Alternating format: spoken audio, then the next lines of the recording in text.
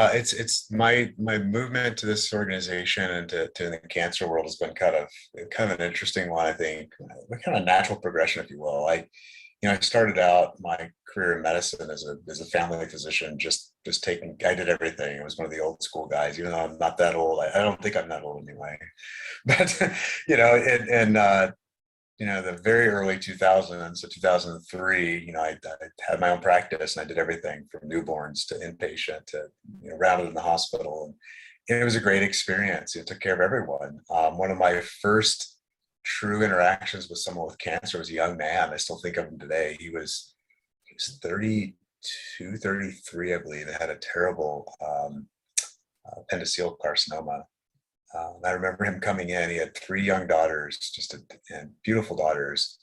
He came into the clinic and was having abdominal pain. I'm like, oh, you've got pain, you've got appendicitis, or it's what it seems like. So I sent him to get a scan, and I remember the radiologist calling me. You can still hear her voice, and saying, "Hey, Kevin, thanks for sending this guy over." And I'm like, "Oh, he's got appendicitis, doesn't he?" She's like, "No, no, he's got what looks like mucinous adenocarcinoma of the appendix, and it's not good."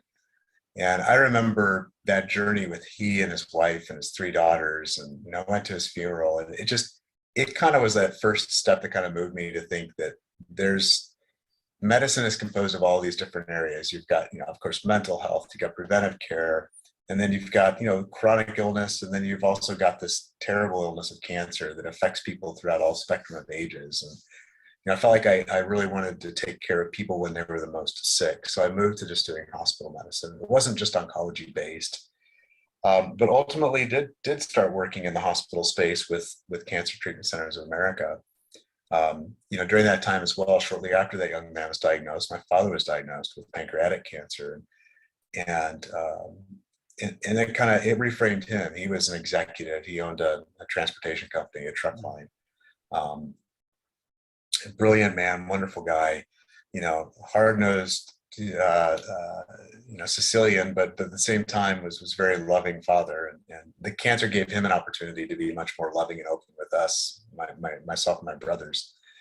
Anyways, I got into working at Cancer Treatment Centers of America. I realized that we weren't the unique care that we offered to people, which was very much patient-centered, and which was about expediting the delivery of oncology from the time of diagnosis to treatment.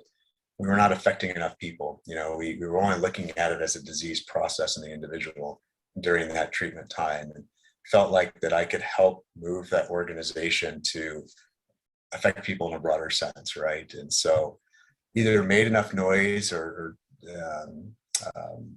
created enough conflict or solved enough problems that I was asked to come out to Phoenix and lead the Arizona market into our new era as we just got purchased by City of Hope out of Duarte, California. And I think now we really need to move, and I've been really pushing this to even expand to education, to prevention, to early diagnosis and treatment, because the space of oncology is quickly shifting from disease management for a short period of time to a broader spectrum of, hey, we can identify earlier and earlier who may be at risk for certain, particularly for certain cancers, hopefully educate them on making lifestyle changes that will improve or decrease their likelihood of actually developing a malignancy or giving their body the ability to keep things at bay. And then early detection and then treatment. The earlier you can compress that, the more likely you can have an impact on people. And I think we as an organization need to move more toward education, prevention, and then treatment as well, as kind of not an afterthought, but a tertiary thing, rather than something that we react to. We do that in medicine all the time. We react to problems rather than prevent, identify, and fix. And so that's really kind of how I got into this, was where people have touched my life in cancer, and it's going to touch every one of us. I mean, honestly, it's 1 in 4 people get diagnosed with cancer in their lifetime. So, I mean, everybody who's listening to this, and I'm sure both you and I have got close people who've been touched, multiple times by it. So,